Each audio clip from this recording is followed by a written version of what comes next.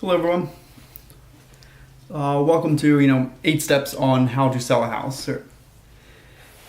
So in the previous video, which you may have watched, it basically explains 8 steps of how to buy a house. In this video, we're going to explain how to sell a house and the 8 steps you should take to sell a house. So basically, the 8 steps are: make house presentable. You do a market analysis of the area which you're selling your house in and houses that are like that house. You list the house for sale. You're going to conduct showings and open houses on the house. Then at that point, you'll get an offer on the house. You'll counter back with an offer, and eventually you'll agree to a price. Then the house will go through inspections. It'll go through a mortgage appraisal, and then settlement on the property. So the last few steps are pretty similar to when it comes to buying the house. And as we get to those steps, we'll explain why they're pretty similar. They're also, a little different, being a seller instead of the buyer in terms of what your role is. But anyway, to go ahead and just start with the first one of how to make the house presentable. Excuse me. So basically, house is presentable. You're selling it. You don't need to make the house 100% perfect. Obviously, if you can with a very low cost, do that. But that's it's an ideal world, and it's most likely not going to happen. And it's really not going to be financially smart to do something like that. Basically, you want to make sure just the house looks good. People walk through the house, they don't like, oh, look at that hole in the wall, or or like there's the wall's only half painted, stuff like that. You want to make sure there's no holes in the wall, and the walls are painted just fully. It doesn't have to be like a perfect color. It doesn't have to be a great color. Just have the walls fully painted, no like spots missing here and there. A little touch up paint will typically do the job as long as the colors match.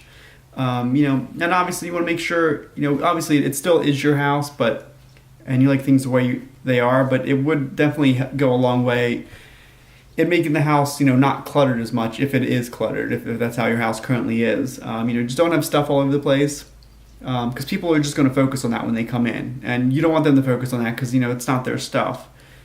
And it doesn't matter what how you have your dining room or your living room set up, because they're going to set it up differently once they buy the house. But they'll be focused on that, so just get that out of their mind so they don't even think about stuff like that when they come through the house. So they can easily walk from room to room, walk all the way around the rooms, just get a full picture of what the buyers will be looking for in a house. So you want to make sure that's all taken care of. Then the next thing goes into the house. In the process of selling the house is basically just, what houses have been selling, recently in your area that are like your house, and how much have they been selling for? What conditions are they in? How long have they been sitting on the market for? A bunch of different things. This is definitely where it'd be great to have an agent come into play. The agent will definitely help with step 1 as well, in terms of telling you what you should and should not do to your house before you, officially list it for sale. And then they'll definitely really come in handy on step 2 when it comes to conducting a market analysis of your house. And that's pretty much where they'll come up with a list price of what they think the house should be listed for. Now, of course, they'll go over things of, how fast, a house typically sells at this price. Obviously, every house is different. It might be, very similar things in a house, but every house is different. So, how long typically it will take the house to sell at the price that you guys agree to list it on, based on all the information. Is there a certain amount of money you need to net after the sale? Are you, do you owe enough money on the house to pay it, to pay it all off still after the sale? If your house can sell for $300,000 and you owe $250,000 in the house, you need to know if you'll have enough money left over to pay off the mortgage, so you can not have to you can buy your next house basically, or for wherever you're moving to. If you owe $150 and you're selling it for $300, obviously you shouldn't have a problem paying it off, because the proceeds from the sale will just immediately pay that off. So that's pretty much a lot of the things that will be done with the agent in terms of what needs to be done and how to get your house properly priced. The next step, comes into actually officially listing the house. This is where a bunch of information will be taken about the house. When was the house built? What kind of systems are in the house? what what year all the systems are. Is the roof new? Is it 10 years old? Stuff like that. How big are the rooms? So that, and it'll be entered into like the multiple list system, the MLS, by the agent, and it'll send it out, to the world to see that your house is for sale now, and it'll have all the pictures taken care of, all the pictures and some basic stuff when it comes to that. And then basically the next step comes into how the showings will be done on your property, and open houses that your agent will be doing for you. Now typically you'll be notified when a showing will occur. I mean, like I said, previous steps, it still is your house. It's going to be your house all the way up until settlement. But when it comes to showings, typically people will give you about a 24-hour notice to, before they're, planning on viewing your house. Just while the house is for sale, you want to keep it presentable, clean, no clutter anywhere. Basically, what you did in step one to make all the preparations, you just want to keep that the entire time, all the way until settlement, until you move out of the house. So just keep it that way.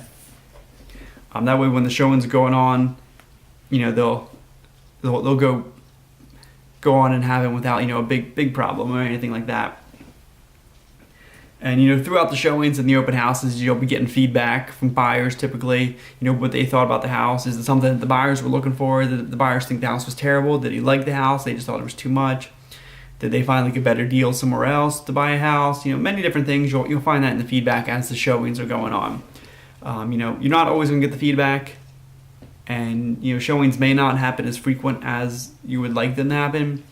But at the end of the day, only one person's going to buy your house, so you don't need to have 100 showings on your house. You don't need to have 100 people at your open house. You just need one. You just need one that's willing and able to buy the house. And that's all you need. So if the house has been sitting for a very, very, very long time and you haven't had too many showings on it, maybe look at a few different things in terms of your marketing plan or the price of the property. But in terms of you needing tons of showings to sell the house, you don't. It does make it a little bit easier. It makes it seem like you're putting it out there properly, but I've sold houses that I've had 4 showings on. I've sold houses that I've had 60 showings on, and they sold in the same amount of time. So it's just what kind of market are you in? How busy is that market right now? What's the price range you're in? All that kind of stuff comes into play. So there's no like set number I'm saying like where you have to have like, you have to have 2 showings a day. Like no, there's nothing like that. Like I said, you only need one person to buy the house. Only one person is going to buy the house. So don't be too concerned with it at first. So eventually you will get an offer on the property. If it's a price that you think is a good price, you'll accept it. If you think you can get a little bit better price out of the house, you think your house is worth a little bit more, you'll counteroffer. And you guys will just negotiate back and forth until you eventually do come to an agreement, or you don't come to an agreement, and you have to wait for another offer to come in. But eventually you will have an agreed upon price with a buyer, and so that'll be good. And you'll find out at that point, typically how much money you'll make, off the sale of the house. So you'll know that. So then basically, as a seller, you don't have too much going on in the next couple of steps. You have the inspections from the buyer. And typically, they'll ask for some repairs for something to be found. Something that your agent should just basically tell you up front is that the buyer's inspector will always find at least one thing wrong with your house. Nothing, I've never gone through an inspection where at least one thing hasn't been put down. It could be, a wall socket is upside down, or it's not grounded, or, it's... It could be very small things. It could be that the roof is leaking. There's many different things, or that appliances don't work. That's something you'll discuss with your agent once you see the inspection report and what the buyer is asking to be repaired from your agent. And you'll decide, is this something you really should be fixing? Is this something you have to fix? This is something you disclosed up front that's wrong with the property that you don't need to, actually fix.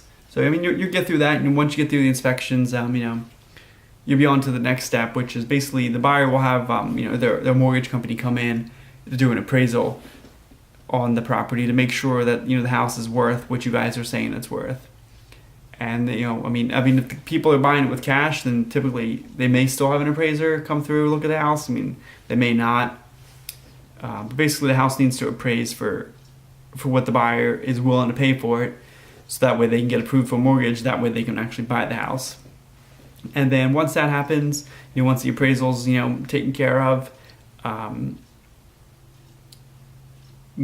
that the price is good. If the price is not good, I guess just to take to go back for a second really quick.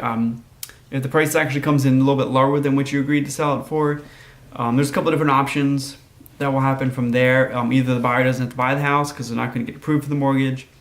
They'll have to put more money down, or you, the seller, would have to lower the sales price. So there are three options. I mean, you can do a little bit of combination. The buyer can put a little bit bigger down payment down, and you could lower the price a little bit, to make up the total difference. That's something obviously will be negotiated out as well. Again, I guess just something else to point out.